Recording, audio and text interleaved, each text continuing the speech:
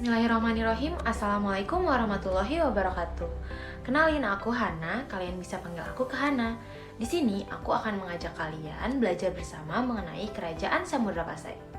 Kerajaan Samudra Pasai didirikan pada tahun 1267 Masehi oleh seorang tokoh bernama Murasilu yang memiliki gelar Sultan Malik Al-Saleh, yang juga sebagai raja pertama yang memerintah tahun 1285 sampai 1297. Kerajaan Samudra Pasai terletak di sebelah utara Perlak di daerah Lok Sumawe, sekarang adalah pantai timur Aceh dan berbatasan langsung dengan Selat Malaka. Oh iya guys, kalian tahu gak sih, Samudra Pasai merupakan kerajaan Islam pertama di Indonesia. Dan menurut catatan sejarah, pendirian kerajaan Samudra Pasai diawali dengan penaklukan kerajaan Hindu-Buddha di Aceh oleh Laksamana Laut Nazimuddin Al-Kamil. Nazimuddin berhasil menguasai daerah yang terkenal subur dengan nama Pasai. Di daerah yang subur itu, Nazimuddin mendirikan kerajaan Pasai, tepatnya di muara Sungai Pasai pada tahun 1128. Orang-orang yang berasal dari dinasti Fatimiyah bermaksud menguasai jalur perdagangan di pantai timur Sumatera. Namun, pada hakikat yang berbeda, di daerah Pasai tersebut sebelumnya telah berdiri kerajaan Samudra yang dipimpin oleh Sultan Malikus Saleh.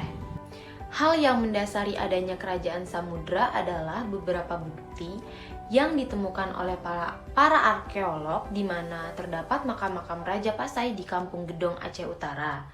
Selain itu, makamnya ditemukan berdekatan dengan reruntuhan di mana pusat kerajaan Samudra berdiri. Pada masanya, kerajaan Samudra Pasai merupakan pusat perniagaan. Daerah tersebut seringkali menjadi objek kunjungan oleh saudagar dari negeri lain, seperti Cina, Arab, Syam, Persia, dan India.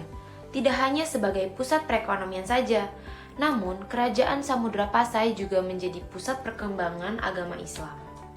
Menurut sejarah kerajaan, Samudra Pasai berdiri hingga 3 abad.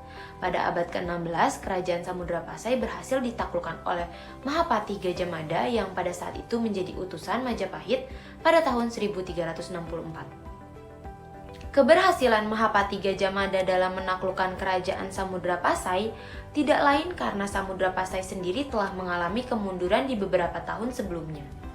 Kejayaan kerajaan Samudra Pasai terjadi pada saat berada di bawah pimpinan Sultan Zain Al-Abidin Malik Az-Zahir, yang merupakan raja ke-6 dari silsilah kerajaan. Sultan Zain Al-Abidin Malik Az-Zahir memimpin Samudra Pasai mulai pada tahun 1383 sampai tahun 1405. Pada pemerintahan beliau berakhir setelah wafat karena pertempuran. Setelah Sultan Zain Al-Abidin Malik Az-Zahir wafat, Samudra Pasai dipimpin oleh istrinya. Dan teman-teman, tahu nggak sih? Istrinya ini merupakan raja perempuan Islam pertama di Samudra Pasai. Pada saat pemerintahan dipimpin oleh Sultanah Nasriyah, Samudra Pasai masih berada dalam kejayaan di berbagai bidang. Contohnya di bidang sosial budaya. Karya tulis yang dihasilkan beberapa penulis pada masa itu berhasil menuliskan buku dalam bahasa Melayu atau Arab Jawi yang berjudul Hikayat Raja Pasai. Kondisi politik pada saat Samudra Pasai dipimpin oleh Sultan Malikul Zahir masih mengalami kejayaan sebab beliau berhasil mempersatukan kerajaan Perlak dengan kerajaan Samudra Pasai. Dalam kondisi ekonomi pada masa kerajaan Samudra Pasai lebih kepada perdagangan dan perlayaran. Bukti lain dari kemakmuran ekonomi kerajaan Samudra Pasai adalah mata uang yang digunakan untuk jual beli, yaitu dirham. Runtuhnya Samudra Pasai terjadi karena 2 faktor. Ada faktor internal dan faktor eksternal. Adapun faktor internal yang dimaksud adalah perang antar saudara di dalam tubuh kerajaan, yakni kaitannya dengan perebutan kekuasaan. Selain itu, penyebab keruntuhan kerajaan Samudra Pasai yang kedua adalah karena serangan dari kerajaan Majapahit yang dipimpin oleh Gajah Mada untuk menaklukkan kekuasaan Sultan Ahmad Malik dan kedatangan Portugis ke Nusantara untuk melakukan serangan terhadap kawasan Malaka. Nah, sekian pertemuan virtual kali ini.